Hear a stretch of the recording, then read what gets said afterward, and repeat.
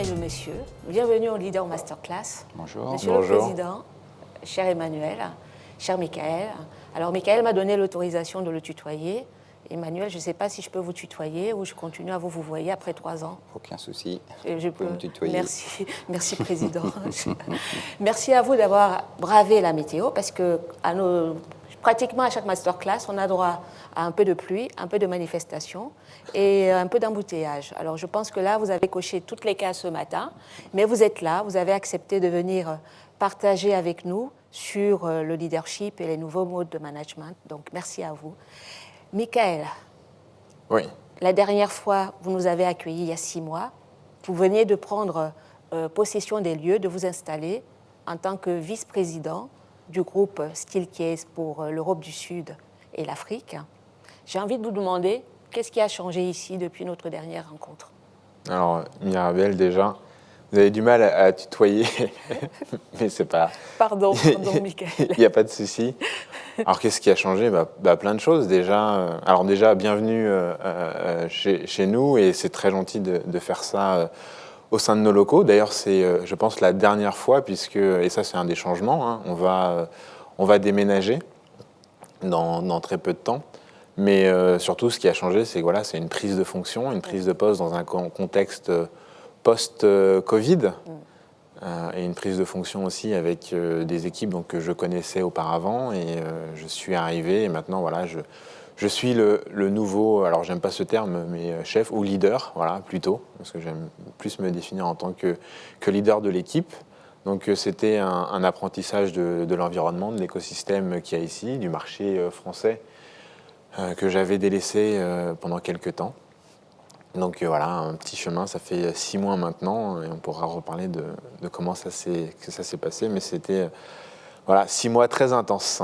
Alors, j'ose pas vous demander si c'était difficile, puisque tu viens de me dire que c'était très intense. Alors, Alors, difficile, mais quand même, tu as pris tes marques avec les équipes que tu connaissais, si je comprends bien. Donc, c'était pas si difficile que ça, ou comment dire? Non, c'était intense dans le sens qu'il y a beaucoup de choses à faire, mais voilà, alors j'ai le sourire et je l'ai tous les matins. Je pense que c'est le plus important. Je suis content de voir les équipes aussi, et elles me l'ont fait comprendre, sont contentes de travailler avec moi. Donc il y a beaucoup de choses qui sont passées, intense dans le sens où c'est vraiment le contexte actuel, voilà, qui rend les choses un peu plus compliquées. On est dans un monde où les gens se demandent qu'est-ce qui va se passer après, pour notre activité aussi, parce qu'on travaille sur l'aménagement d'espace et en mode post-Covid, c'est qu'est-ce qui va se passer pour le bureau.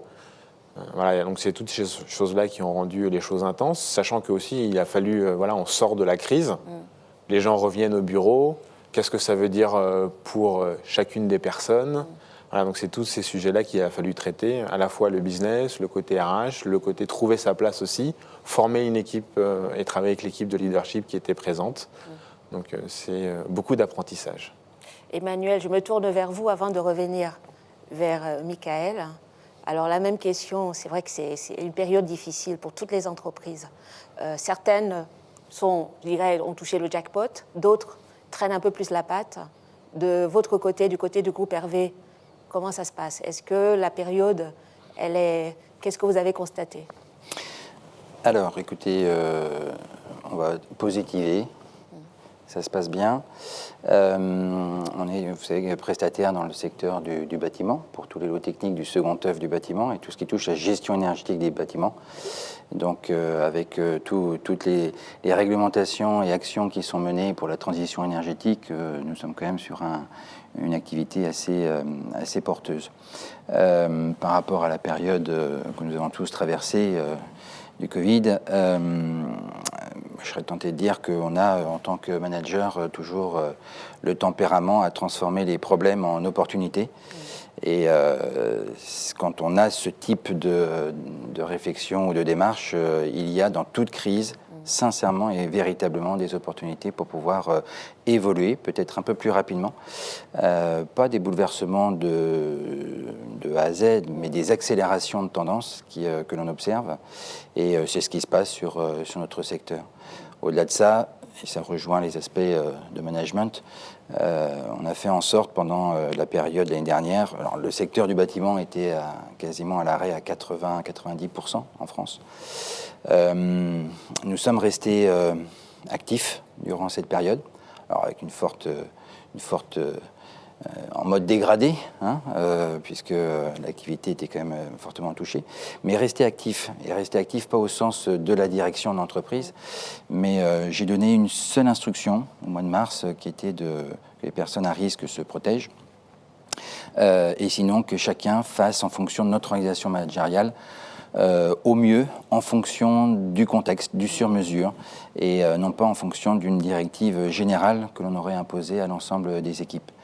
Et en fonction de l'intensité de la pandémie, qui n'était absolument pas la même géographiquement entre l'Est de la France et le Sud-Ouest, par exemple, où à Bordeaux, ils n'avaient pas vu le début d'un Covid au mois de mars, en fonction des clients, quand on intervient dans des maisons de retraite ou des hôpitaux, il fallait être présent, alors que lorsqu'on était dans des écoles où il n'y avait strictement personne, le contexte était différent. Et en fonction de la réaction de chaque citoyen, on n'est pas égaux, on ne réagit pas de la même manière face à la peur. Avec tous ces paramètres, chacun s'est, en étant responsable, en faisant attention, s'est organisé pour rester un minimum actif. Ce qui fait qu'au mois de mai, l'ensemble des salariés sont repartis avec beaucoup d'énergie et de manière très, très active dès la reprise au mois de mai. Et ça, indépendamment de l'activité économique en général, la psychologie, je pense, est importante. Et quand on donne la capacité à affronter des difficultés, ce qui est la vie est faite de problèmes, quand on les affronte, on emmagasine de l'énergie pour affronter les problèmes qui vont venir à tout moment et s'adapter régulièrement à son environnement. Et c'est ce qu'on a, je pense, fait de plus intéressant. On a fait très, très peu de chômage partiel. Quasiment pas, 1%, pas demandé d'aide, on a perdu de l'argent. Mais je pense qu'en agissant de cette manière, on a donné une envie d'entreprendre encore plus importante aux citoyens, pas qu'aux salariés, aux citoyens qui ont pu affronter cette difficulté, chacun à sa manière, mais avec une démarche collective positive. Alors, je reviens vers toi, Michael.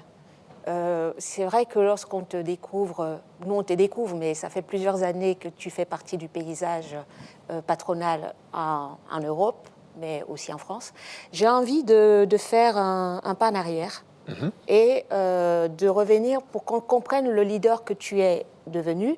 J'ai envie de te faire voyager dans le temps. Alors, rassure-toi, je ne vais pas revenir ni dans ton enfance, ni éveiller en toi des souvenirs que tu n'as pas forcément envie de voir, mais je vais m'arrêter à la prépa. Peut-être, j'ai envie de savoir quel genre d'étudiant tu étais, BDE ou pas BDE, ou sportif ou pas sportif.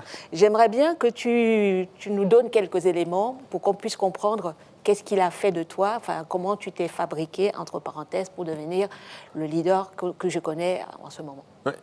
Alors moi, tu l'as mentionné, j'ai fait une classe prépa, je suis le fruit on va dire, de la voie royale du système scolaire français. Je ne sais pas si c'est une bonne chose ou pas, mais en tout cas, j'ai pu bénéficier et je pense que j'en suis reconnaissant à plusieurs titres. Mais surtout, voilà, donc après, j'ai pu en bénéficier. J'ai fait partie du BDE, j'ai organisé des soirées, mais j'avais aussi mon côté un peu introverti, on va dire un peu le cliché je prenais l'ordinateur de mon papa déjà quand j'avais un peu plus jeune et je codais mes premiers petits jeux. Donc voilà, après, c'était... en France, alors je ne sais pas si c'est bien ou pas, et je pense qu'il y a des choses à revoir sur ce côté-là, mais quand on est fort en maths, on peut faire beaucoup de choses, et on a accès à un écosystème, on va dire, beaucoup plus important que je dis n'importe quoi, quelqu'un qui excelle en violon. Et pourtant, voilà, un très bon violoniste et un très bon mathématicien, je ne sais pas qu'est-ce qu'il y a de mieux, mais dans la société, c'est ce qui m'a permis d'arriver aujourd'hui. Donc, ouais. Donc, tu as fait du violon en même temps que les maths, ou tu as fait les deux, ou tu as Ouais, privilégié les maths? Moi, j'ai fait du piano, hein, et après, voilà, j'ai dû faire des maths parce qu'il fallait faire des maths. Hein. On m'a dit, au lycée, on m'a dit, Mickaël, tu iras en classe prépa. J'ai été en classe prépa, j'ai intégré mon école d'ingénieur. Puis après, j'ai travaillé en banque. Et à un moment donné, je me suis quand même posé la question, qu'est-ce que je veux faire et le sens dans tout ça. Et je pense que c'est une des choses et je pense que la crise aussi l'a montré. Beaucoup de gens se sont posé la question, vous parliez d'actes citoyens, de ce qu'on fait en tant que citoyen. Qu'est-ce que je veux faire de ma vie? Est-ce que ce que je fais a vraiment du sens? Et c'est pas que j'ai pas aimé ce que j'ai fait en banque, hein. J'ai adoré, ça a été une expérience très formatrice. Mais quand j'ai rejoint le groupe Steelcase, il y avait une dimension de valeur humaine, d'intérêt à ce que l'homme faisait, l'homme et la femme faisaient dans l'organisation. C'était des sciences un peu nouvelles et un peu différentes par rapport à tout ce que j'avais pu apprendre jusqu'à présent. Des mathématiques, tu es passé aux sciences humaines chez Steelcase, si je comprends bien. Un peu, ouais. Les sciences qu'on dit un peu molles, alors que le terme, je pense, est un peu... c'est pas le bon terme, et encore moins en leadership. Alors, voilà, donc moi, l'humain est essentiel, encore plus quand on gère une entreprise ou qu'on gère des hommes et des femmes. L'humain, je sais que, Emmanuel, vous avez aussi pas mal d'engagements. Des engagements qu'on ne connaît pas toujours lorsqu'on ne vous suit pas toutes les semaines. Mais je sais que vous êtes sur le terrain, en train de soutenir un certain nombre de causes. Est-ce que vous voulez bien partager en quelques mots sur ce que vous portez à titre personnel, mais aussi ce que vous portez avec votre groupe, le groupe Hervé, que je vous demanderai de présenter pour ceux qui ne vous connaissent pas, qui le connaissent un peu plus tard? Alors, écoutez, à titre personnel... j'évoquerai juste en ce moment une action au niveau d'une association autour des valeurs du repas, quelque chose qui me tient à cœur et qui rejoint après les problématiques managériales. Le repas en France est pris en commun, et le fait de prendre un repas en famille, entre amis, professionnellement, est quelque chose qui pour moi est porteur des valeurs du partage, de la convivialité, du rapport à autrui, de la curiosité, des valeurs humanistes, qui représentent une grande partie de ce qu'est l'art de vivre à la française. Quand on demande c'est quoi être français, en partie, on est autour d'une table et on discute de tout, on s'engueule, on argumente, on contre-argumente, mais on se respecte. Quand j'ai pris un terme un peu cru, c'était pour montrer qu'il y avait de l'énergie qui passait, mais on se respecte. Et c'est toute la démocratie, c'est-à-dire qu'on peut ne pas être d'accord sur certains sujets, mais l'important est de pouvoir les exprimer, c'est exprimer son point de vue, ce que l'on pense, et d'être en relation avec l'autre pour peut-être évoluer un peu par rapport à ses positions, si on est en écoute, et trouver des nuances, de la complexité dans toute chose. Et c'est ce qui fait le vivre ensemble, et qu'on peut aller très très loin si on est dans cet état d'esprit. Et à travers cette association, j'essaye d'encourager justement ces valeurs, et en même temps tout ce qui est les circuits courts, la qualité de l'alimentation, le bien manger avec de bons produits, bien cuisinés, qui sont aussi des choses qui me tiennent à cœur et qui sont un plaisir et pas une contrainte. Mais c'est très loin de vos métiers, je parle de groupe Hervé, ça. Alors, pas du tout. Le lien que je fais très très fort, c'est que nous sommes dans un monde où on va... les jeunes le savent parfaitement, mais les moins jeunes aussi, et c'est pas notre entreprise, la société en général, au niveau mondial, on va robotiser et informatiser absolument tout. Bon. On va dans une direction avec l'intelligence artificielle où toutes les tâches qui seront répétitives, voire même avec de la pénibilité, vont être remplacées par des robots, par des machines, par des logiciels. Et il ne faut pas en avoir peur, c'est une chance. C'est extrêmement positif. Et par ambivalence, plus on va aller dans cette direction, plus l'humain, les qualités comportementales, le savoir-être va prendre de l'importance. Et là, les qualités comportementales, ce sont des qualités du rapport aux autres, du lien que l'on crée avec les autres. Et donc, les valeurs du repas que je vous évoquais, pour moi, sont une des qualités que l'on a si on est en capacité de pouvoir prendre du temps pour échanger, pour être en curiosité des autres, des découvertes d'associations, de goûts, de nouveaux produits, etc., de la culture des autres, on s'enrichit. Et à ce moment-là, on est exactement dans les problématiques managériales que l'on va avoir à gérer dans nos entreprises, qui est non plus de recruter sur des qualités de savoir-être, de savoir-faire, pardon, puisque la durée des savoir-faire se rétrécit, du fait de l'innovation qui s'accélère à un rythme, et la courbe est exponentielle. Je ne sais absolument pas ce que sera le monde dans 5 ans, d'accord, dans des tas de domaines. Je sais que ça va évoluer. Et donc notre problème n'est plus de maîtriser un savoir-faire qui va avoir une durée de vie de plus en plus courte, mais de donner la capacité aux individus, aux citoyens, d'être en adaptation continue, en évolution, en apprentissage continu. Et pour ça, il faut être en curiosité vis-à-vis des autres et de son environnement. Et donc le lien se fait assez naturellement d'un point de vue analyse managériale par rapport aux valeurs du repas. C'est le lien que je fais moi en tout cas. Non, mais c'est tout à fait intéressant parce que c'est vraiment le cœur de notre échange sur les nouveaux leaderships. Michael, lorsque nous avons préparé ensemble cette session, je t'ai demandé de réfléchir, de me proposer une définition de leadership. Et j'aimerais bien, s'il te plaît, que tu reviennes sur cette définition en insistant peut-être sur ce qui te semble important par rapport à cette notion. Ouais. Alors, déjà, la première notion, c'est la confiance. Et la confiance envers les équipes, je pense que c'est un élément clé et ça ne peut pas marcher si vous ne faites pas confiance à vos équipes ou si les équipes n'ont pas confiance en vous. Ça, je pense que c'est le premier élément. Le deuxième élément, ça rejoint ce que vous avez dit, c'est la capacité d'adaptation qu'ont les gens et c'est ce que je regarde et ce que je recherche. Parce que oui, le monde évolue et ce qu'on a appris, enfin, je pense que tout ce qu'on a appris à l'école, aujourd'hui, je ne sais pas la proportion qu'on utilise dans nos métiers, mais moi, je n'ai pas appris à gérer une crise Covid à l'école. J'ai pas appris, enfin, toutes ces choses-là, on ne l'apprend pas.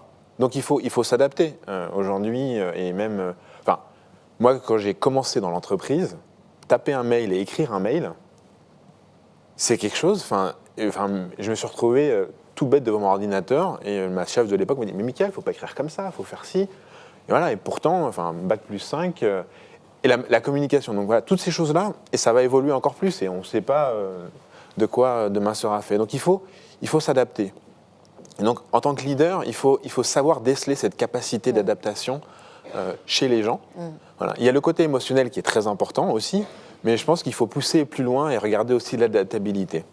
Et enfin, moi, mon troisième motto, c'est je veux travailler avec les meilleurs et recruter les meilleurs possibles. Je pense qu'un bon chef, c'est celui qui est capable de constituer la meilleure... un bon leader, il est capable de constituer la meilleure équipe. Alors, c'est pas facile. Oui. C'est pas facile, hein, surtout dans le contexte d'aujourd'hui. Hein. Je pense qu'on a tous pour recruter des talents, c'est un vrai sujet. Mais je pense que c'est le premier DRH de l'entreprise. Je pense qu'on est tous un peu les DRH de nos entreprises. On a besoin d'attirer des talents. Je pense que les talents, ils viennent aussi pour les leaders. Et ça fait la différence. Mais lorsque tu dis c'est difficile de recruter, alors est-ce que lorsque tu recrutes, tu dis les talents, est-ce que tu vas les chercher chez les centraliens ou tu te dis non, moi je ne vais pas reproduire dans mon entreprise parce qu'il y a des sociétés qui reprennent que les gens qui sortent de la même école, ou est-ce que toi tu dis ah non, moi je vais aller me frotter ailleurs, je vais aller prendre des jeunes peut-être des universités. Quel est ton positionnement par rapport au système de recrutement ? Où trouves-tu les meilleurs ? Je vais pas paraphraser ce que Emmanuel vient de dire, mais on recrute plus sur un savoir-faire. Et c'est vrai que la tentation, c'est de recruter quelqu'un qui vous ressemble, qui a les mêmes codes de fonctionnement. Mais je pense que c'est une erreur. Déjà, la diversité dans l'entreprise, ça apporte beaucoup. Et surtout, il faut une vraie diversité. C'est-à-dire que la diversité, ça se construit, il faut être intentionnel derrière ça. Alors, je ne parle pas de discrimination positive, je ne parle pas de ces choses-là, mais une vraie diversité. Donc, c'est pas... il faut être ouvert. C'est pas parce qu'on est Bac+5 qu'on est forcément plus compétent sur un sujet qu'un Bac+2 ou vice-versa. Et donc, moi, je suis en recrutement permanent. Quand je vais à un événement, quand je parle à des gens, ou même quand quand je vais faire mes courses, j'ai rencontré des gens où je me suis dit, ah tiens, lui, et ben en termes de sa manière d'être, sa manière d'agir, son regard, voilà, toutes ces choses-là, cette personne-là, pourquoi pas? Donc c'est vraiment un recrutement permanent. Et aussi, il y a une autre chose, c'est, je crois beaucoup, on parle des écoles de la seconde chance, on parle de l'intégration. Je pense aussi qu'en tant que leader, on a un devoir de se poser la question de qu'est-ce qu'on veut donner à la société, rendre à la société. Moi, j'estime que la société, on parlait de qu'est-ce qu'être français, moi, la France m'a beaucoup apporté. Voilà, c'est ce qui m'a permis d'être là, au-delà de mes parents et toutes les différentes personnes que j'ai pu rencontrer. Donc je me dis, comment est-ce que je peux rendre aussi? Je crois beaucoup au cercle vertueux. Donc voilà, donc de manière intentionnelle aussi, je regarde au-delà des circuits, on va dire, classiques de recrutement. Alors, c'est pas facile. Parfois, ça demande du choix, du courage. Mais je pense que c'est aussi l'apanage d'un leader de pouvoir assumer et d'avoir cette vision. Président, cher Emmanuel, Michael parlait du recrutement qu'il faisait tout au fil de l'année, même dans les supermarchés. Pour lui, ce n'est pas simplement une question de diversité. Quelle est votre position sur ce recrutement?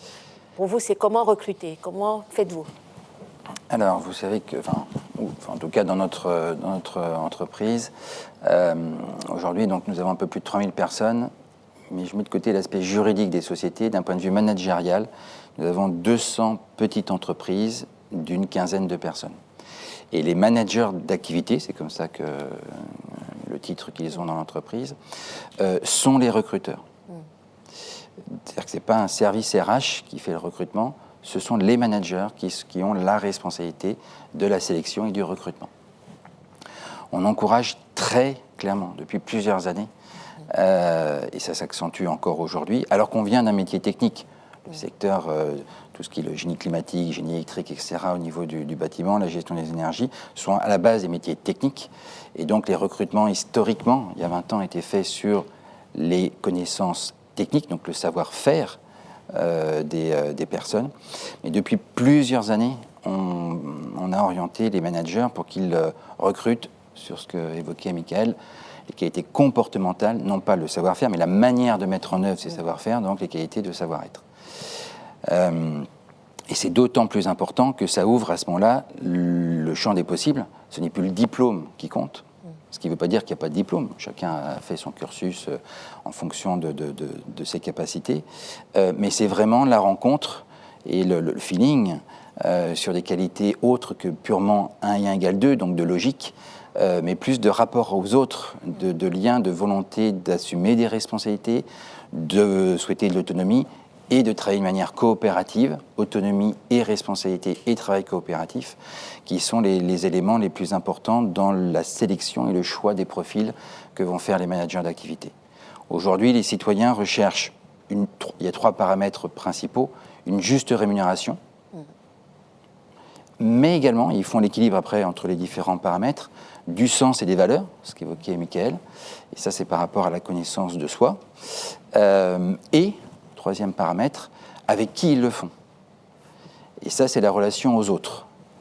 Et sur ce 3e paramètre, là l'organisation managériale a beaucoup à apporter, puisqu'on va rejoindre le premier thème qu'a employé Michael tout à l'heure sur sa vision du leadership, c'est la confiance.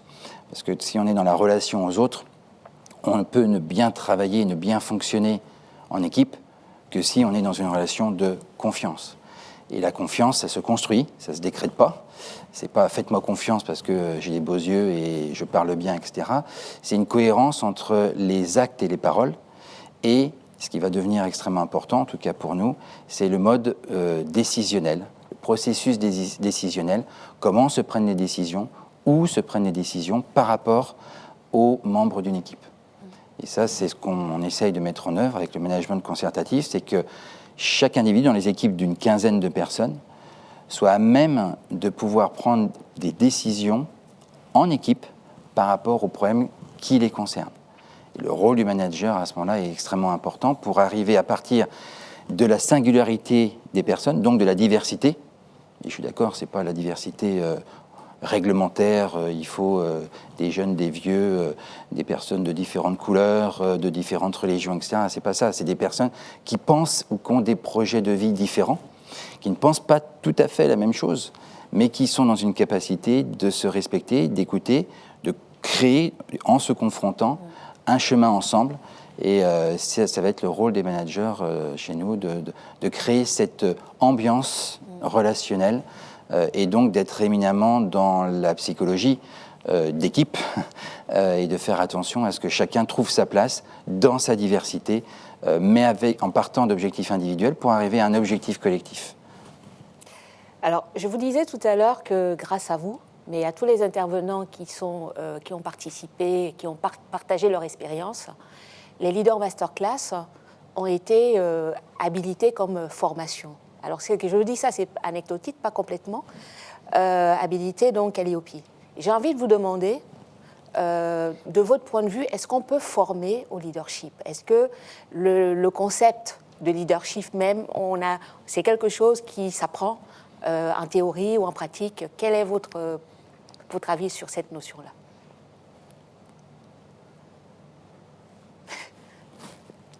Je veux bien commencer. Je pense que oui, ça s'apprend, bien sûr, ça s'apprend. Mais avant tout, il faut en avoir envie. Je pense qu'il y a des gens, tout le monde n'a pas envie d'être leader. Être leader, c'est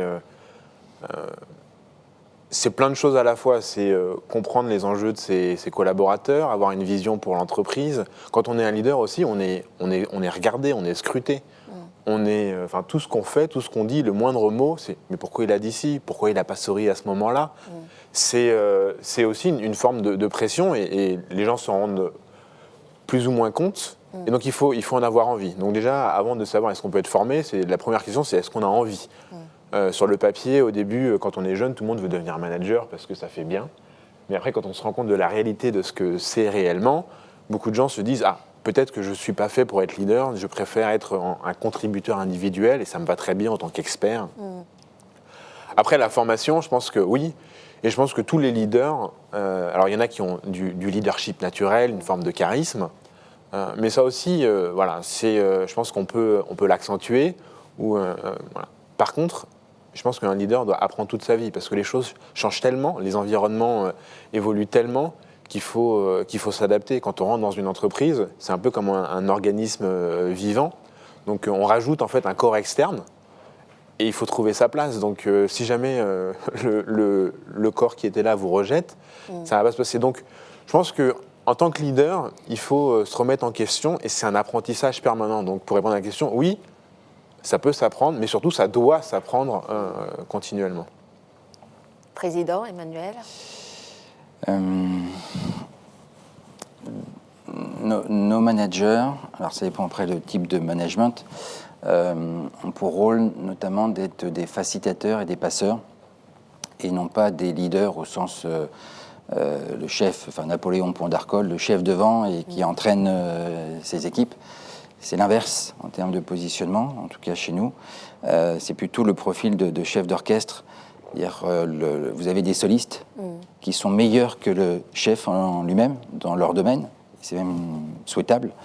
Et qui quasiment, s'ils sont bien autonomes et responsables et qui travaillent avec un esprit de coopération entre eux, on peut même se demander à quoi sert le manager. Et c'est un peu ce qu'on préconise auprès de nos managers, de ne servir à rien, en grossissant un peu le trait. Mais on se rend compte qu'ils ont un rôle essentiel.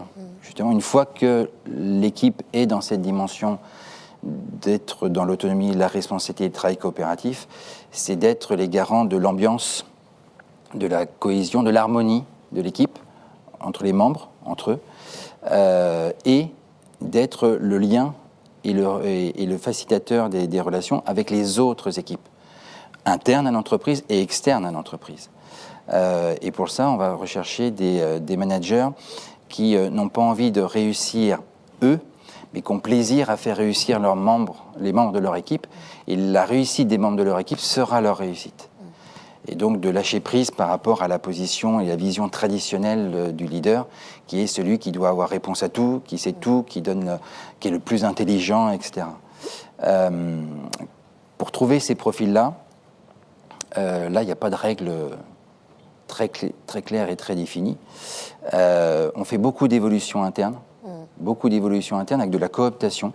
C'est-à-dire que souvent, parmi les membres de l'équipe, au bout d'un certain temps, quand il y a un poste qui se propose, ils ont une capacité à repérer celui qu'ils considéreraient être comme potentiellement la personne qui pourrait jouer ce rôle-là. Mais on fait aussi appel à du recrutement extérieur. Et la mise en œuvre de ce management fait qu'il y a une partie de formation, oui, il y a une partie de réflexe ou de mise en œuvre de certaines manières de faire que l'on peut apprendre, bien évidemment, mais il y a aussi une partie qui est, j'ai appelé ça innée, qui fait qu'il y a des personnes qui ont naturellement la capacité à être en empathie, avec de l'humilité, et une capacité à dire les choses aussi aux membres de son équipe, mettre en perspective les problèmes, avoir le tempérament à entreprendre et à donner l'envie d'entreprendre aux membres de son équipe. Et donc c'est un mix entre une éducation que l'on a reçue, et une formation. Et les deux sont des éléments qui peuvent être plus ou moins importants en fonction des personnes.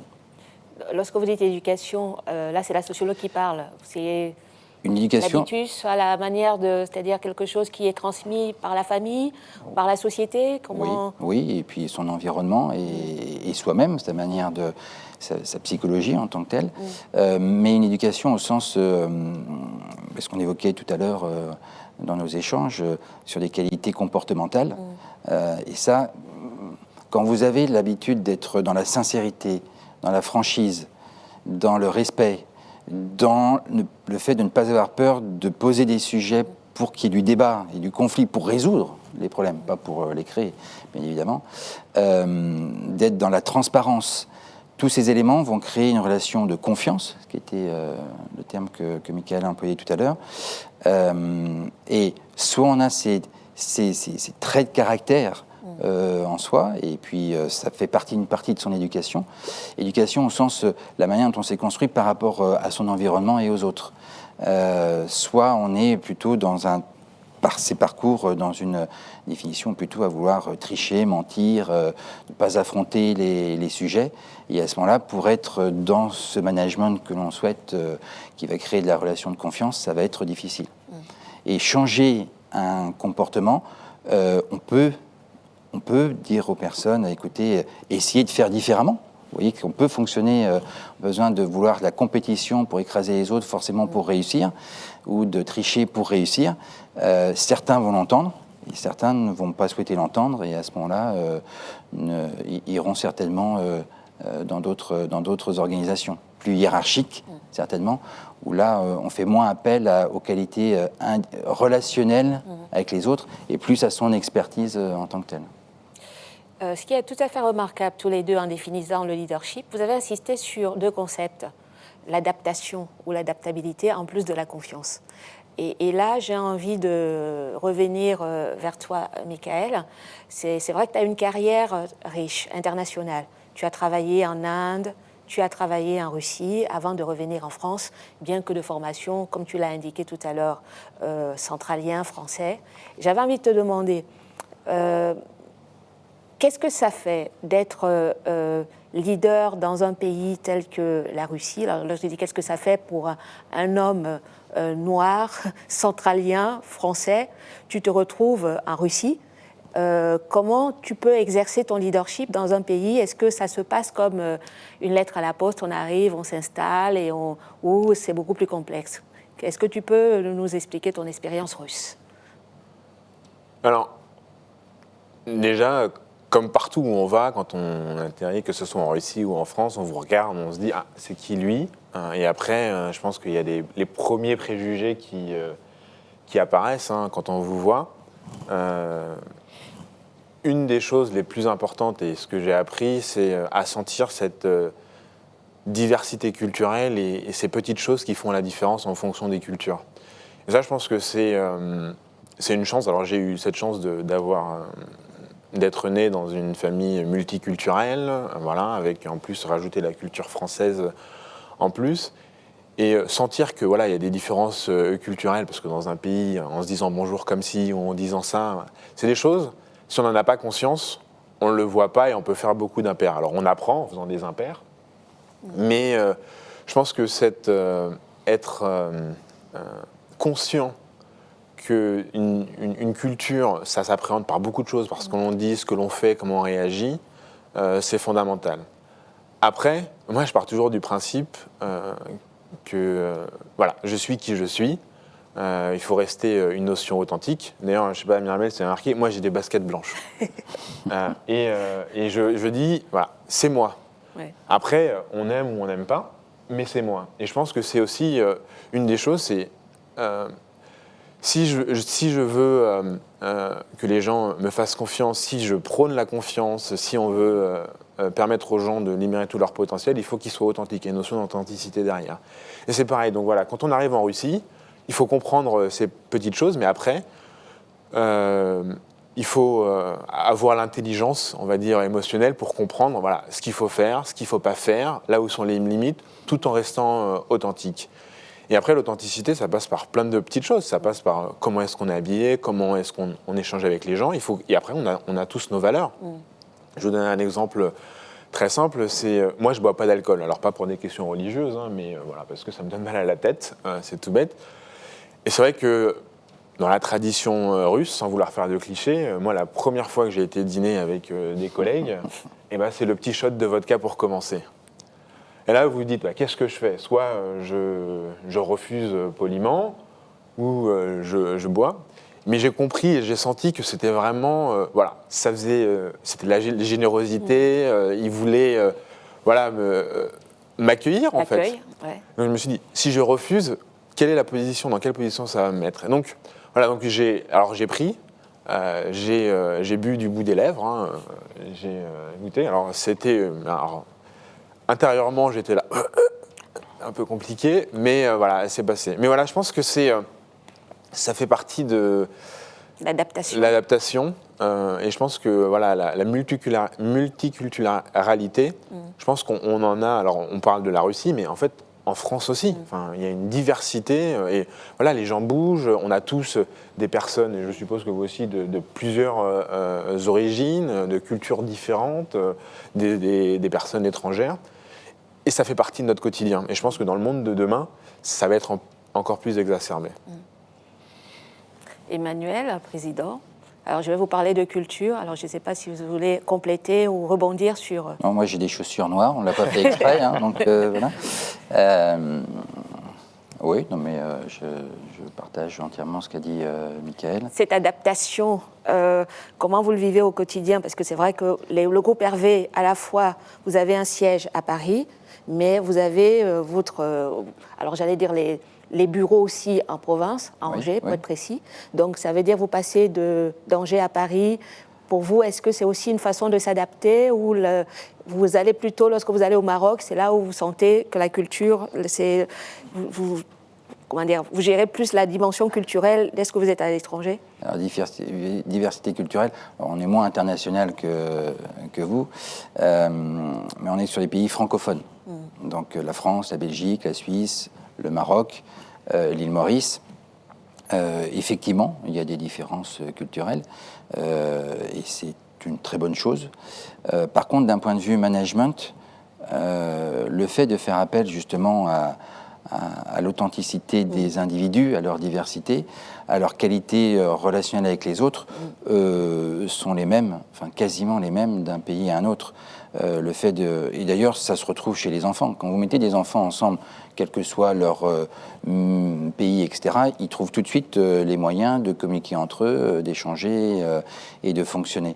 Donc, dans l'organisation managériale des entreprises, en partant de différences culturelles, mais qui font justement la richesse.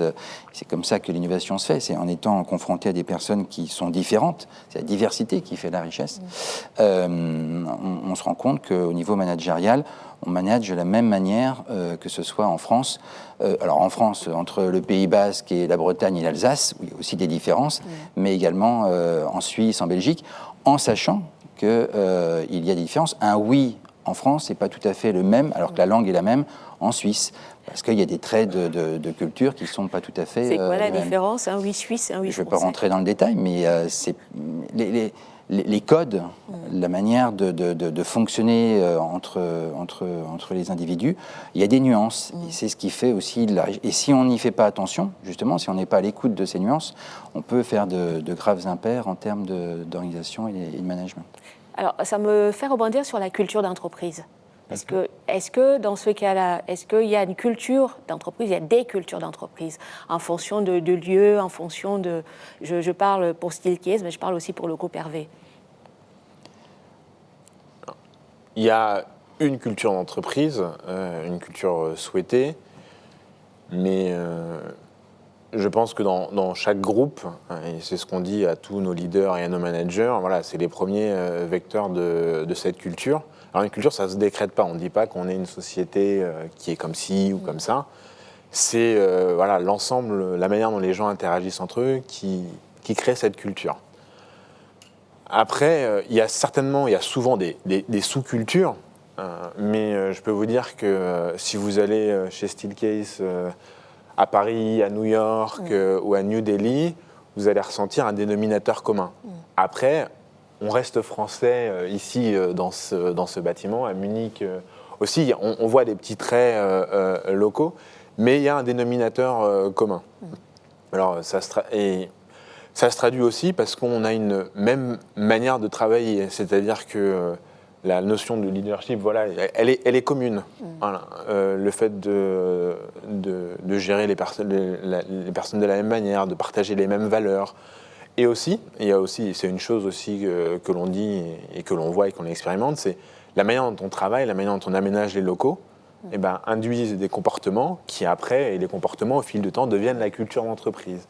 Donc ces petites choses-là font que la culture est commune partout, avec bien entendu des petites nuances locales, parce que voilà, en termes de climat, en termes de culture, voilà, quand vous arrivez à Paris, bah, il y a les transports, il y a les manifestations, les grèves, alors que quand vous êtes dans d'autres endroits, voilà, le contexte est un peu différent, donc il y a des petites nuances qui se créent. Alors très clairement, il y a une culture d'entreprise, et indépendamment des pays ou des zones géographiques ou des régions françaises. J'étais la semaine dernière à Lausanne, on inaugurait notre nouveau bâtiment, enfin les bureaux. Il faudra du mobilier d'ailleurs. Et j'étais en contact donc avec les clients qui étaient invités pour cette inauguration. Et le discours de nos partenaires, et par rapport à la manière dont ils nous vivaient dans la relation avec eux, était strictement le même de ce que je peux entendre sur la France. Et donc oui, il y a une culture d'entreprise. Et cette culture, elle transpire et elle est vécue non pas par rapport à la hiérarchie d'entreprise, mais par rapport à la relation qu'entretiennent, on est dans les prestations de services au niveau d'Hervé Thermique. Ce qui donne cette image et cette culture d'entreprise, c'est la relation et la manière de se comporter, j'y reviens, ce qu'on appelle chez nous les intra-entrepreneurs, les salariés d'entreprise, qui sont dans une relation aux autres, qui est identique entre collègues, entre pairs, mais donc, puisque c'est basé sur des qualités de transparence, de droit à l'erreur, on dit ce qu'on pense avec respect, on entretient une relation dans la durée et pas sur une affaire one-shot en tant que telle, et une relation sur la confiance, basée sur la confiance qui se construit. Ces éléments-là sont les mêmes relations entre donc collègues, pairs, mais également avec son environnement. Donc avec les tiers, les clients, les fournisseurs. Et c'est ce que j'ai entendu de la part de nos clients en Suisse, qui me parlaient, non pas du manager de région, entre guillemets, mais du technicien qui intervenait, de la manière dont il gérait sa relation avec lui. Et c'est ça qui crée la culture d'entreprise par rapport au vécu managérial qu'ils ont dans l'entreprise, qu'ils véhiculent vis-à-vis de leur environnement. Et c'est très fort, puisque d'ailleurs, pour le groupe, 80% de nos recrutements, aujourd'hui, on parlait de recrutement tout à l'heure, se font par le bouche à oreille. C'est-à-dire que ce sont des personnes qui ont été en contact soit via l'intérim, soit de la sous-traitance, soit quelqu'un qui connaît quelqu'un qui connaît quelqu'un qui travaille dans l'entreprise, qui parle qu'il y a un poste qui est disponible, etc., et qui nous aide à faire le recrutement. Si je peux rebondir là-dessus, je pense que c'est vraiment très important d'avoir une culture forte d'entreprise, parce qu'en fait, ça permet aussi de savoir qui est-ce qui est dans le bus avec vous et ceux qui ne veulent pas l'être. Ça peut paraître un peu très, très rude, mais en ayant une culture forte, en fait, vous savez exactement qui est-ce qui match ou pas et qui est-ce que vous voulez amener avec vous. Parce que ceux qui ne se sentent pas à l'aise dans cette culture, il y a d'autres entreprises, il y a plein d'autres... Donc c'est aussi important d'avoir une culture d'entreprise très forte et marquée. Je pense que c'est très important pour avoir aussi une bonne gestion des ressources humaines. Pierre, tu voulais intervenir, peut-être poser une question. Est-ce qu'il y a un problème de succession du leadership? Nous avons vu, en France et à l'étranger, beaucoup d'entreprises qui ont été menées, développées, devenues des grands groupes internationaux parce qu'elles ont un leader charismatique. Et on a vu soit des successions se faire de manière souple et la transformation de l'entreprise se faire parce qu'il fallait l'adapter à de nouveaux métiers, à un nouvel environnement. Et on a vu également un certain nombre d'échecs. Là, bien sûr, la responsabilité du leader est de préparer sa succession, mais est-ce qu'on n'a pas tendance à vouloir soit choisir quelqu'un qui vous ressemble trop, soit parce qu'il sort des mêmes écoles, soit parce qu'il a le même type de carrière que vous, et l'entreprise n'évoluera pas dans les nouveaux environnements? Qu'est-ce qui permet et quels sont les caractéristiques qu'il faut avoir pour, en fait, passer le bâton de la manière la plus efficace possible? Je veux bien évoquer. Alors moi, nous sommes une entreprise familiale. Et je vais prendre la question à différents niveaux, parce que alors, le groupe Hervé Thermique est organisé, j'ai 3 niveaux hiérarchiques. Ce que je vous évoquais tout à l'heure, on a 200 structures avec des managers d'activité d'une quinzaine de personnes, que l'on regroupe 15 managers d'activité avec un manager de région, pour faire simple, et j'ai une quinzaine de managers de région sous ma responsabilité. Pour les managers d'activité, lorsqu'il y a de la croissance naturelle qui se fait, dynamique de l'équipe qui entreprend, et on encourage cette envie d'entreprendre des salariés, à un moment donné, la structure va arriver à plus d'une vingtaine de personnes. À ce moment-là, on peut la laisser telle que, ce qui fonctionne très bien, avec une très bonne rentabilité, mais ce qui se passe souvent, c'est qu'on va proposer de diviser cette structure, comme une cellule humaine, entre guillemets, pour faire à nouveau de la croissance. Ce qui va libérer un poste pour une évolution d'un nouveau manager. Et là, la succession de ce manager d'activité se fait par cooptation. Et on va appliquer le même fonctionnement au niveau de la région. Quand une région va atteindre plus d'une quinzaine de structures, d'une quinzaine de personnes, donc plus de 15 managers d'activité, ou arriver à une vingtaine, on va proposer de diviser ce territoire pour créer 2 territoires. Et un des managers d'activité va être coopté pour évoluer en manager de territoire. Vous allez me dire après, in fine, au niveau du groupe, eh bien on applique le même fonctionnement. Mon père, donc à la fin des années 2000, j'ai été coopté par les managers de territoire, de région, pour être manager groupe, hein, c'est le terme qu'on emploie en interne. Ça aurait pu être quelqu'un d'autre. Alors, c'est vrai que le nom, je m'appelle Hervé, donc une entreprise familiale, c'est un élément extrêmement favorable. Mais dans le cadre de notre organisation, en tout cas, ça n'aurait pas suffi s'il n'y avait pas eu la reconnaissance, non pas à chaque fois dans ce que je vous évoquais de la hiérarchie, mais des futurs N-1 avec qui le manager va travailler. Et donc notre organisation managériale a vocation justement à ne pas être une organisation, alors qu'on est une entreprise familiale, patriarcale, traditionnelle, mais à faire en sorte de pouvoir s'organiser indépendamment d'un leader en tant que tel. car souvent, quand ça repose sur un leader, traditionnellement, et c'est ce qu'on voit quand on reprend des entreprises, d'ailleurs assez fréquemment, de plus petite taille, beaucoup de choses reposent sur le responsable, qui a la maîtrise des relations, du commercial, qui connaît tout parfaitement dans son entreprise. Et quand vous enlevez cette personne, c'est très difficile derrière. Là, notre organisation managériale fait qu'il n'y a pas un leader. Il y a 3000 leaders potentiels. Mais je ne parle pas de ça de manière démagogique, sincèrement. Et c'est pour ça que quand j'avais reçu le prix en 2016 du journal Les Échos du leader responsable, j'avais évoqué que notre organisation était faite pour rendre leader responsable, pas le chef, entre guillemets, celui qui est tout en haut, mais la totalité des salariés, des intra-entrepreneurs de l'entreprise.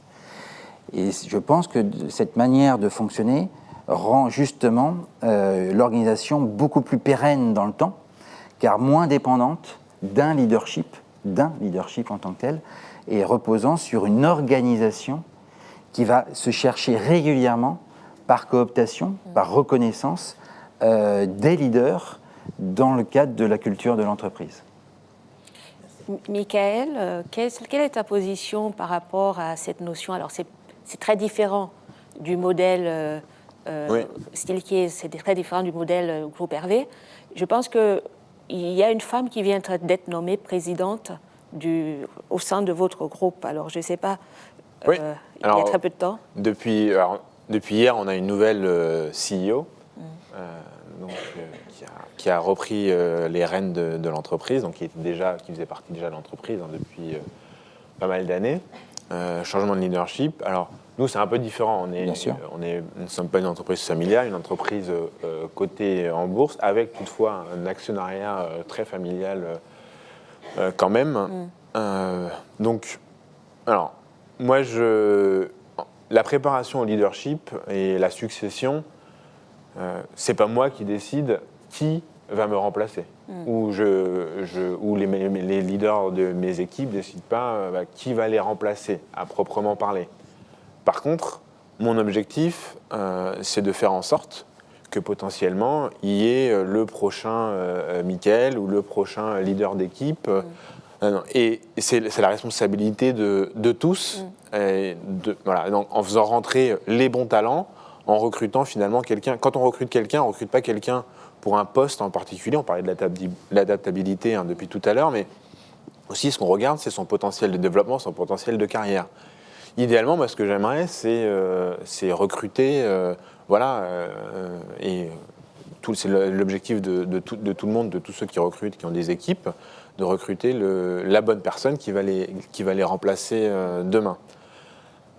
C'est compliqué, dans le sens où c'est vrai que se dire quelqu'un qui va prendre ma place, ça demande un peu d'humilité. Mais je pense que c'est intéressant d'un point de vue leadership et managérial de se dire on est tous. Il y a des gens indispensables plein les cimetières. Et donc ça rejoint un peu le concept c'est pas le leader qui décide et qui fait tout, c'est pas lui le sachant. Son objectif, et c'est pour ça que je parlais, une des qualités premières, c'est savoir bien s'entourer. Parce qu'un leader qui sait bien s'entourer, en grosso modo, il n'a pas besoin de travailler. Enfin, ça rejoint un peu.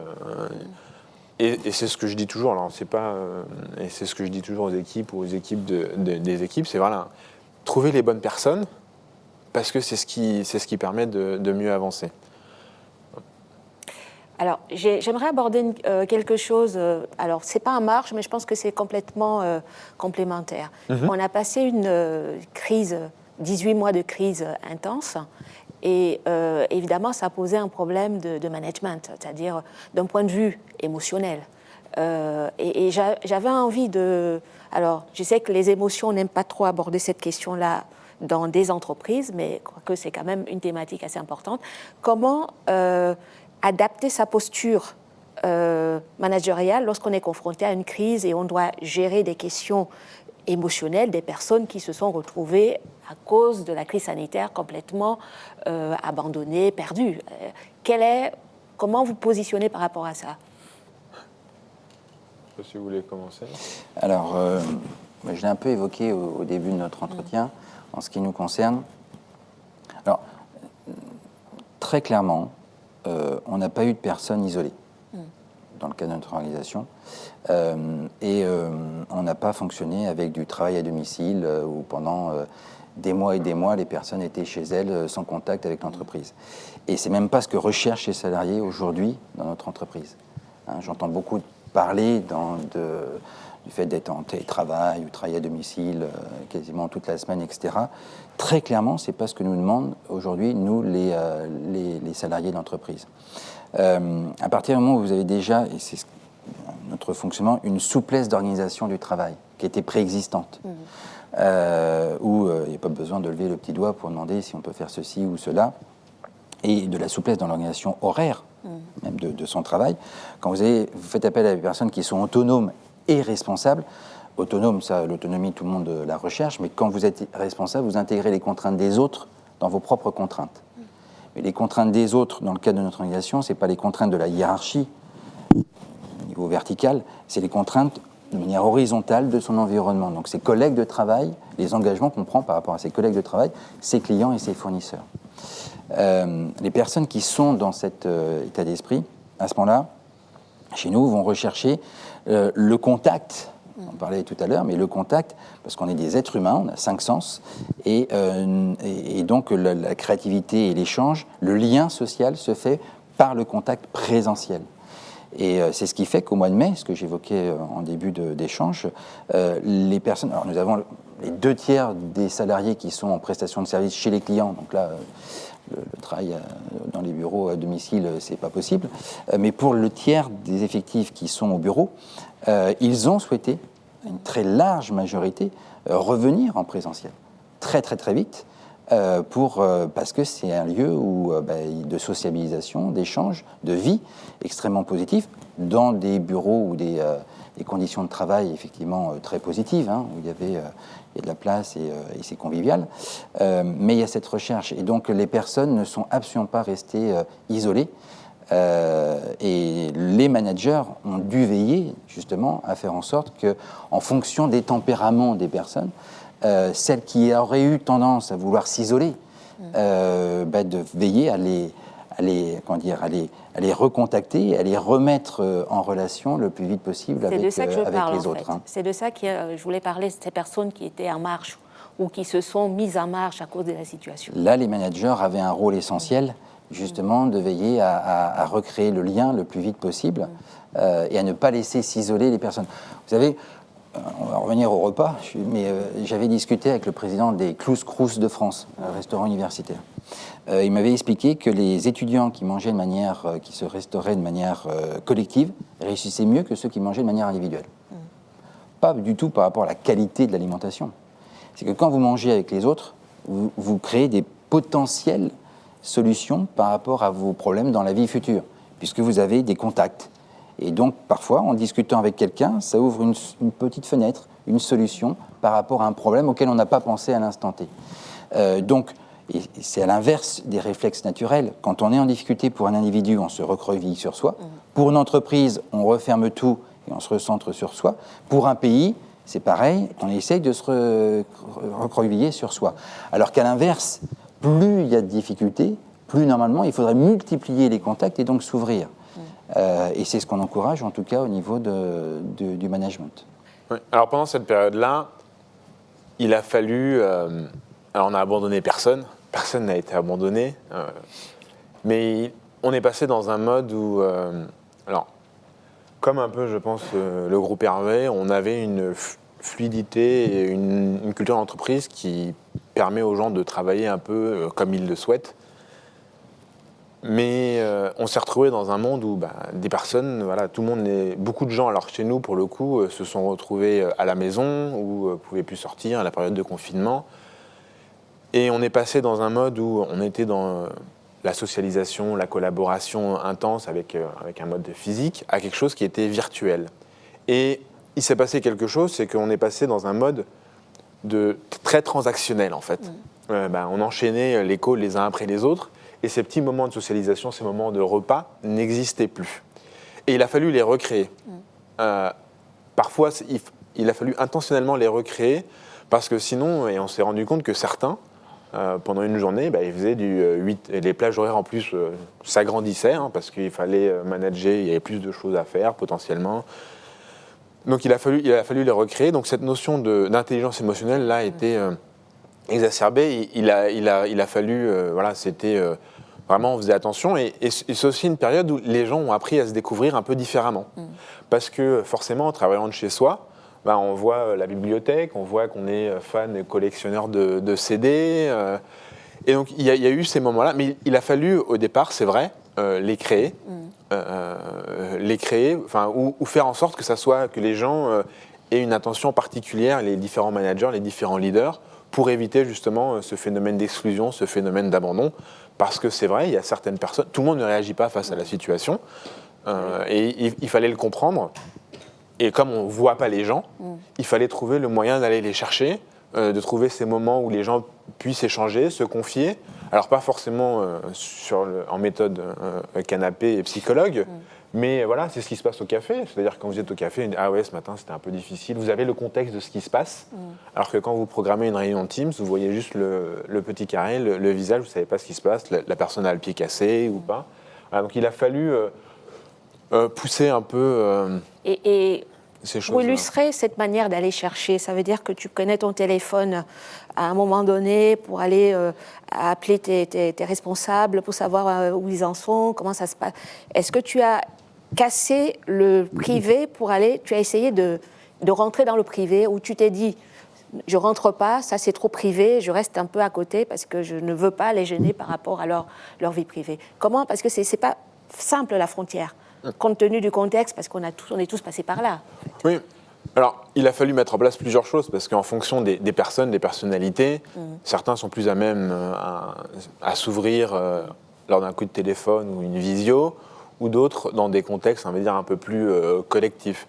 Donc, il y a eu un mélange de plusieurs solutions. Donc, concrètement, alors, tout le monde l'a fait, mais ces cafés virtuels, ces moments d'échange... Qui ont été créés avec des rythmes différents aussi pour ne pas avoir une espèce de monotonie. Et l'idée, c'était d'éviter justement cette monotonie de choses très planifiées.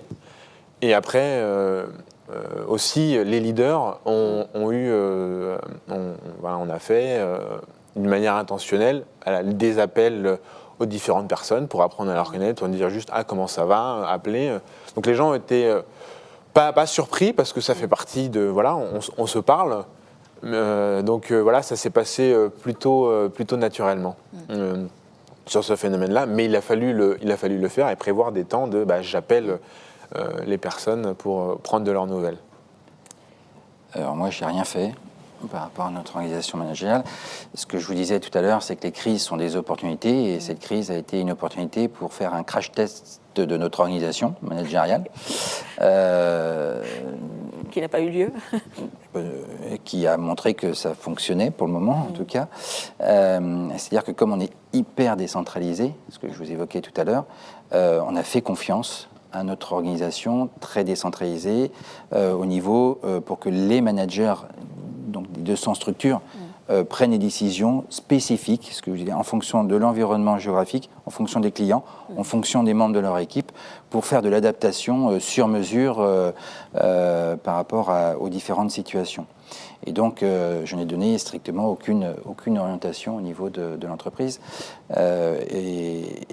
Et les structures, les managers, en discutant, ont adapté en fonction des situations pendant surtout les 2 premiers mois. Parce que je vous dis, dès le mois de mai, après 2020, nous, tout le monde était opérationnel. Mais dans les 2 mois de confinement total qu'il y avait eu début 2020, ça a été vraiment une manière de voir comment on pouvait faire en sorte, sans instruction centralisée, miser sur la responsabilité et la coopération entre les membres des différentes équipes. Puis Pierre, pardon. Comment gérer le conflit potentiel entre la sphère personnelle et la sphère professionnelle? Si je comprends bien, Emmanuel, ça se passe au niveau de vos petits groupes qui, quand un des membres a besoin d'un support, va le trouver dans l'intérieur de ce groupe. Mais ce que nous pouvons voir ailleurs également, c'est une certaine réticence à partager avec l'employeur l'entreprise un certain nombre de problèmes personnels avec une crainte que, d'une manière ou d'une autre, ce soit pris en compte par l'entreprise de façon négative. Alors, les problèmes personnels, on ne s'immisce pas dans la vie personnelle des individus. À chacun de faire ce qu'il a envie de faire avec les informations qu'il veut passer à ses collègues. Mais ce que l'on voit, c'est que à partir du moment où vous êtes dans des équipes, la taille des équipes pour nous est très importante.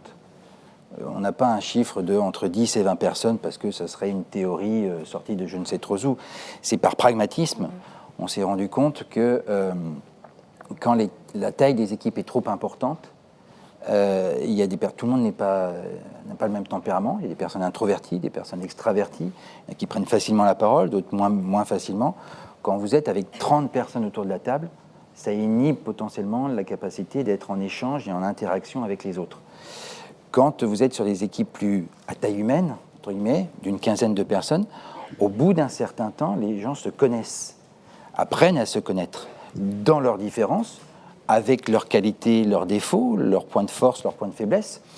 Et à ce moment-là, vous avez des échanges qui se font où on sait très bien qu'il y a des interactions entre la vie privée et la vie professionnelle. Si vous êtes en instance de divorce, oui, ça me paraît on le voit tous les jours. Ça a un impact sur le comportement, donc sur la relation aux autres. Mais lorsque petit à petit des relations de confiance se créent, confiance pas au sens se mettre sur un divan comme disait Michael, etc., mais des vraies relations de confiance où on a la capacité de dire à l'autre ce que l'on pense. Un vrai ami vous dit ce qu'il pense. Un faux ami vous le dit pas. Vous dites vous êtes le plus beau et par derrière va vous savonner la planche. Quand on a pris l'habitude d'avoir assez confiance en soi pour être dans la relation aux autres, dans l'assertivité, à ce moment-là, la passerelle entre la vie privée et la vie publique, c'est à chaque individu de se la définir. Et on se rend compte que les relations qui sont créées avec des collègues de travail, avec des clients, avec des fournisseurs, sont des relations où des personnes vont pouvoir parler des problèmes qu'on considérerait comme personnels et qui ne leur posera aucun problème, alors qu'avec d'autres, ils ne le feront pas. Ça dépend de la relation individuelle qu'ils ont pu créer avec leur environnement.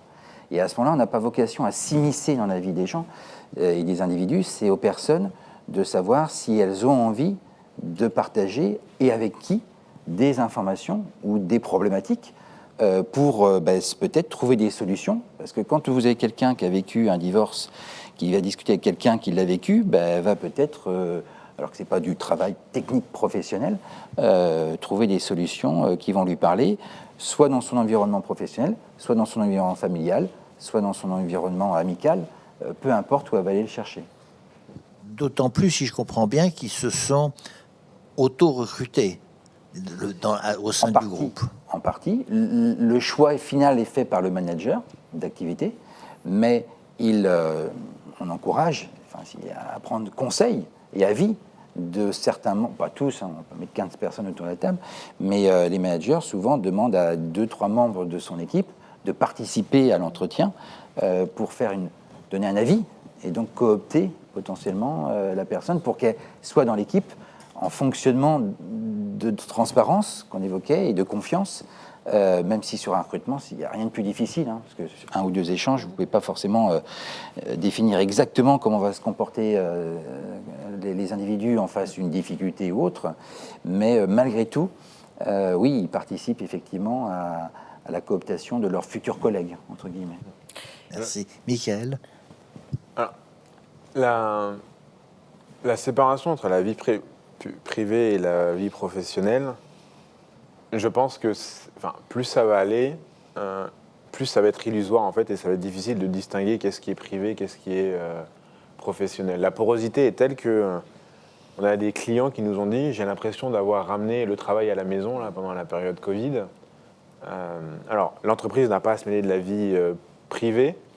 Par contre, c'est quand même de plus en plus difficile de faire un distinguo très, très net. Il y a quelques années, le travail, c'était de 8h ou de 9h à 18h.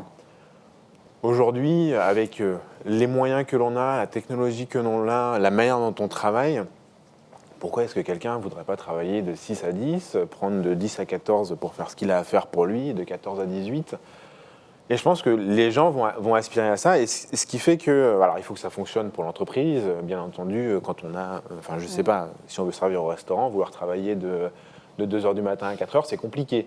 Mais en fonction des activités, en fonction de ce que l'on fait, il y a des choses qui sont possibles. Donc, la porosité est telle que ça va être de plus en plus difficile, et je pense que, et c'est d'ailleurs pour ça d'ailleurs que, on parle des nouvelles générations, mais je pense que la crise du Covid a a montré que plein de choses étaient possibles, et il y a de plus en plus de personnes qui veulent travailler différemment, adapter leurs horaires pour des raisons personnelles, donc propres. Donc là, on est dans la vie privée, et pourtant, ça a un impact direct sur leur vie professionnelle. Les deux vont continuer à se mêler, et il y aura une très forte porosité. Ça va être de plus en plus difficile, et je pense que c'est illusoire de dire que les deux vont rester séparés. Ça veut dire Et sur la responsabilité de l'entreprise dans cette matière. Est-ce que l'entreprise doit encourager cette intégration, vie professionnelle, vie personnelle? Est-ce que l'entreprise doit au contraire essayer de donner aux gens des cadres à l'intérieur desquels ils peuvent séparer les deux? Est-ce que ça dépend du type d'activité, du type de responsabilité? Je pense que l'organisation managériale, déjà le travail, c'est pas une contrainte, c'est pas une maladie. Non, mais ça dépend pour qui. Non, mais alors, bien évidemment, on va parler de nos entreprises et le monde dans lequel on est nous aujourd'hui, en France en tout cas, le travail. Quand vous êtes chercheur, quand vous êtes artiste.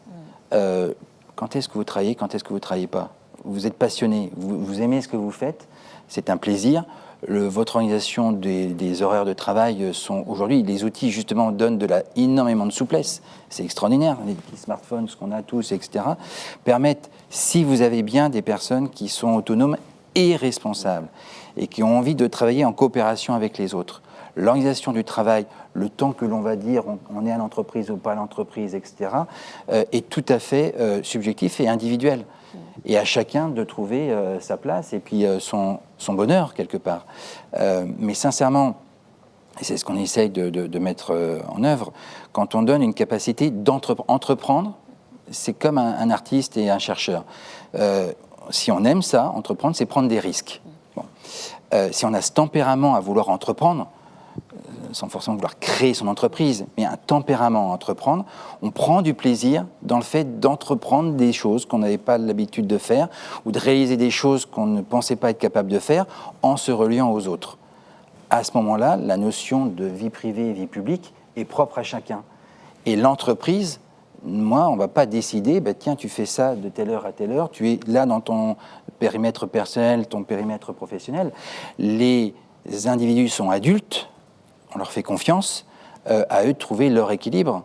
Et ils prennent, s'ils ont ce plaisir, la notion de séparation du temps de travail par rapport au temps qui ne serait pas du temps de travail n'existe pas. Et il n'y a pas de contrainte à se donner. Et au contraire, les outils donnent toute la souplesse pour qu'il n'y ait pas de contrainte. Et que ça ne soit pas négatif pour l'individu dans sa vie en général. Oui, mais ça, c'est une société idéale que vous décrivez, parce qu'il y a un certain nombre de personnes qui sont à marge, qui ne maîtrisent pas les outils, qui sont dépendants, parce que familièrement, il y a un certain nombre de... les femmes en violence, par exemple, qui subissent des violences de par leur conjoint, c'est compliqué de se dire... Mais justement, c'est aussi pour ça qu'on dit on ne peut pas dissocier, c'est aux gens de créer. Bien entendu, il y a des... je dis un père célibataire qui a 5 enfants, il a des contraintes que un jeune de 20 ans n'a pas. Donc, sans aller... Donc, c'est compliqué de se dire, on peut pas... le rôle de l'entreprise, c'est de créer les conditions pour que la personne s'épanouisse dans son travail et faire en sorte qu'elle s'éclate dans ce qu'elle fait. Tout à fait. Après... jusqu'où elle doit aller, je pense que ça doit se faire organique. Et je pense que c'est très français, en fait. On a un besoin de tout codifier, alors qu'on a besoin d'avoir des réponses sur tout. Oui, là, l'entreprise doit agir, là, pas agir, alors que c'est quelque chose qui est purement organique. Et on le voit bien. Dans le code du travail, le télétravail n'était pas défini et pourtant toutes les entreprises ont fonctionné en télétravail sans avoir des accords avec les partenaires sociaux, sans avoir tout défini. Et ça a fonctionné, alors plus ou moins bien en fonction de l'entreprise, mais ça a bien fonctionné. Le monde ne s'est pas écroulé. Et là, on sent une bonne reprise et une bonne dynamique. Le fait de vouloir codifier, et alors juste pour vous donner un exemple, nous on travaillait très bien d'une manière complètement organique, en mode hybride. Et là, il s'est passé quelque chose d'assez intéressant. C'est qu'avec le retour au bureau, ce qu'il y avait dans les journaux, il y a eu une évidence de définir qu'est-ce que le télétravail. Et nous, on ne l'avait jamais défini. Et là, on a des discussions pour définir qu'est-ce que le télétravail, comment ça fonctionne, de la part de certaines instances, pour clarifier les choses, alors que ça fonctionnait très bien avant, et en fait, personne ne le demande. Et pour travailler dans d'autres pays, en France, on a quand même cette tendance à vouloir vraiment beaucoup le faire. Et je pense que c'est un mal très français qui rigidifie, en fait, et qui peut-être parfois crée des contraintes sur certaines choses, alors que ça doit être organique. Ce que tu évoques, ça va avec la confiance, ce qu'on évoquait tout à l'heure. Le fait de vouloir tout réglementer, je suis entièrement d'accord. Le travail, le télétravail, etc., la visioconférence, ça s'est mis en place sans aucun souci, aucun problème. Et si on veut codifier pour dire c'est de telle heure à telle heure, etc., c'est en fait pour mieux pouvoir contrôler le travail des individus, pour savoir si... D'ailleurs, il y a même après, on va vérifier si la personne est bien au travail chez elle. Ça veut dire qu'on est dans une relation de méfiance. Or, si on est dans une relation de confiance avec des personnes autonomes et responsables, qu'elle travaille 1 heure de chez elle, 1 heure à l'entreprise, qu'elle ait fait ce travail ou pas ce travail, in fine, ça va se voir dans la relation et les engagements qu'elle aura pris par rapport aux autres. Ces objectifs qu'elle s'est donné en relation avec ses collègues de travail et avec les clients et les fournisseurs. Et donc, ça va avec l'organisation managériale qu'on évoquait, il faut faire confiance. Et la confiance se traduit après entre la cohérence entre les actes et les dires, bien évidemment. Mais plus on va codifier, plus on va... Vous savez, c'est comme au niveau du temps de travail. Bien sûr qu'il y a un temps de travail, d'accord, il n'y a pas de problème. Mais plus vous allez dans le pointage, les entreprises ont fait du pointage, d'accord, ou dans certaines organisations où c'est peut-être nécessaire de faire du pointage. Mais plus vous pointez, plus les personnes se mettent à compter le temps. Ils deviennent exécutants, puisqu'on leur dit de telle heure à telle heure, tu es en responsabilité, avant, après, terminé. Peu importe ce que tu fais, etc. Quand vous êtes responsable et que vous êtes en relation avec un client, chez un client parce qu'il y a le chauffage qui ne fonctionne pas ou l'électricité dans un hôpital qui n'est pas opérationnel pour pouvoir travailler dans les salles d'opération, vous ne dites pas, tiens, il est 17h, c'est terminé, je rentre et puis les autres peuvent mourir, entre guillemets. Non, vous vous sentez responsable, vous allez adapter votre organisation du travail, peut-être récupérer le lendemain comme vous voulez, avec beaucoup de souplesse. Et ça, c'est ce qui fait que le travail n'est plus ressenti comme une contrainte, mais comme un élément d'organisation de sa propre vie et extrêmement positif. Alors, à vous entendre, c'est vrai que j'ai envie de travailler avec vous, puisque vous semblez me dire, je peux être autonome en travaillant avec vous, m'adapter, choisir mes horaires de travail, travailler de chez moi, mais travailler au bureau sans que ce soit un frein pour vous. Mais malheureusement, tous les leaders ne pensent pas de la même manière. Moi, je rencontre dans le cadre de ce travail un certain nombre qui sont encore sur un mode complètement vertical et qui ont du mal à accepter ce que vous êtes en train de décrire, qui me semble une société idéale et souhaitable pour tous. Alors, j'ai envie de vous dire, peut-être pour conclure, quels mots, qu'est-ce que vous avez envie de leur dire? Quel message avez-vous envie, en guise de conclusion, transmettre à ces leaders qui sont encore dans le frein, dans la réticence, dans la surveillance? Qu'est-ce que vous pouvez leur dire? Alors, déjà, je pense que ce n'est pas un monde idéal, puisque je pense que ça existe déjà, c'est la réalité d'aujourd'hui. Après, chacun a son style, et je pense qu'il faut penser au monde de demain, à ce que nos collaborateurs et les futurs collaborateurs de chaque entreprise attendent. Et c'est des choses, on dit les gens rejoignent une culture, les gens rejoignent une équipe. Donc naturellement, ça va transparaître. Donc si vous voulez attirer les talents, si vous voulez avoir les bonnes personnes qui vous rejoignent, si vous n'avez pas cette mode de culture-là, alors peut-être que vous allez réussir à les attirer, mais est-ce que vous allez réussir à les retenir? Ça, c'est encore autre chose. Donc naturellement, alors il y en a qui fonctionnent comme ça et qui arrivent à fonctionner comme ça encore aujourd'hui. C'est pas un jugement. Je pose juste la question sur la pérennité et la capacité aussi de retenir les talents, voilà, pour l'avenir et pour le monde de demain. Après, je peux me tromper aussi. Et là, très humblement, voilà, chacun son style et chacun sa manière. Et je suis très loin de vouloir juger qui que ce soit. Cher Emmanuel. Je ne donnerai aucune leçon à qui que ce soit. Je serai un peu comme toi. En tout cas, nous, je pense que on parle de génération Z. Effectivement, on va dans notre organisation, je pense, qui est basée sur le fait de responsabiliser et donner beaucoup de confiance et d'avoir beaucoup de confiance dans la relation d'équipe et faire participer les salariés aux décisions qui les concernent et pas être simplement spectateurs et de comprendre pourquoi les décisions sont prises dans leur complexité. C'est quelque chose qui correspond justement au monde de demain et qui va donner une capacité non pas aux chefs d'entreprise, mais aux individus d'être en adaptation par rapport à leur environnement qui va bouger très très vite et à une vitesse qu'on ne maîtrise pas. On n'a aucune conscience de ce que ça va être et que c'est évidemment quelque chose qui va se faire naturellement d'une manière ou d'une autre avec des solutions différentes. Mais je pense, et la crise Covid l'a montré, le fait de pouvoir s'adapter au cas par cas était une nécessité, donc de donner beaucoup de souplesse n'a pas été une contrainte, mais au contraire une chance pour pouvoir affronter cette période. Et donc je suis très confiant dans l'évolution des organisations. Il faut juste faire attention quand on dit les entreprises sont très, très hiérarchisées. Je pense qu'il y en a effectivement qui fonctionnent très bien. Enfin, faut pas non plus. Il y a tous les modèles qui peuvent coexister. Je dis juste attention à ce que nous présentent souvent les médias de manière assez caricaturale de la relation dans les entreprises. On nous présente souvent 2-3 exemples, peut-être de certaines multinationales, qui ne sont pas le reflet de 95% des relations sociales qu'il y a dans les entreprises, en tout cas en France. Ce qui ne veut pas dire qu'il n'y a pas des choses à améliorer, mais c'est souvent assez caricatural. Et d'ailleurs, on voit patron, syndicat, pression contre pression, ce qui fait que ça pousse à l'immobilisme d'ailleurs. Alors que quand vous transformez la relation verticale en une relation horizontale, on ouvre le jeu et on change beaucoup de choses. Pierre, peut-être un dernier mot aussi.